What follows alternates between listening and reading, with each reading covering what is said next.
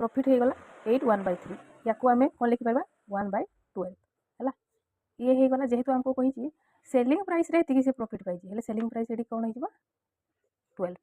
profit के 1 है 12 हो गला सेलिंग प्राइस आउ प्रॉफिट हो गला 1 तो ये सीपी बाहर करवा कॉस्ट प्राइस केमती बाहर करने को हम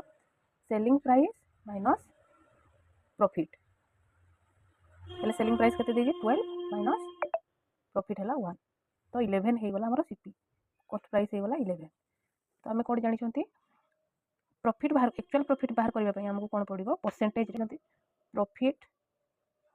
परसेंटेज रो सूत्रटी कौन थिला